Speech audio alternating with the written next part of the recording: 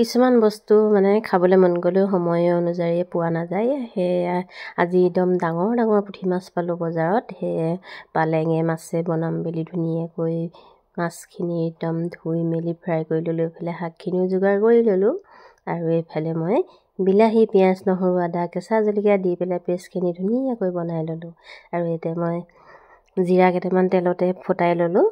জিৰা দিলে মানে চব্জিটো খাবলৈ ধুনীয়া হয়। আৰু এইফালে পালেংখিনি ধুনীয়াকৈ ভাজি ল'লোঁ। আৰু পালেংখিনি প্ৰথমতে এনেকৈ কিয় ভাজিছোঁ গম পায়নে? বিলাহীখিনি দিলে মানে খুব ধুনীয়াকৈ চব্জিখিনি মিলি যায়। সেইকাৰণে মই প্ৰথমতে পালেংখিনি ভাজি ল'লোঁ, তাৰপিছত এইখিনি পেষ্টখিনি দি দিলোঁ। আৰু বিলাহী মাছ আৰু পালেং কাৰ কাৰ প্ৰিয় কমেণ্ট কৰি জনাবলৈ নাপাহৰিব। এতিয়া মই সুন্দৰকৈ ভাজি ল'লোঁ। ভাজি পেলাই মই ইয়াতে অকণমান উতলা গৰম পানী দি দিম। আৰু ভাবিলোঁ পেটুখিনিনো কেলৈ পেলাওঁ, পেটুখিনি ইমান ধুনীয়া ধুনীয়া বগা বগা ওলাইছে। সেয়ে পেটুখিনি অকণমান ভাজি লৈছোঁ ধুনীয়াকৈ।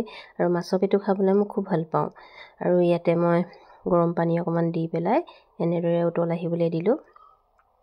আৰু জোখ অনুযায়ী আৰু হালধি নিমখটো ঢালিছোঁ। আৰু মছলা একো ঢলা নাই, জিৰা গুটি কেইটামান ফুটাই দিছোঁ। আৰু ভিডিঅ'বিলাক ভাল পালে লাইক, কমেণ্ট, শ্বেয়াৰ, ছাবস্ক্ৰাইব কৰিবলৈ নাপাহৰিব দেই। যোনসকল নতুন সেইসকলে মোৰ চেনেলটো ছাবস্ক্ৰাইব কৰি দিবলৈ নাপাহৰিব। আৰু দেখিছেনে মোৰ মাছ দিয়া হৈ গ'ল, লগতে চব্জিখিনি সুন্দৰকৈ উতল আহি গ'ল। আৰু একদম পালেঙে মাছে ইমান ধুনীয়া এটা গোন্ধ আহিছে, একদম ভাতকেইটা খাওঁ খাওঁ লাগি গ'ল। আপোনালোকে খালেনে নাই বাৰু কমেণ্ট কৰিব দেই। মই হ'লে একদম চব্জিয়ে ধুনীয়াকৈ খালোঁ। আজিলৈ আহোঁ, বাই বাই।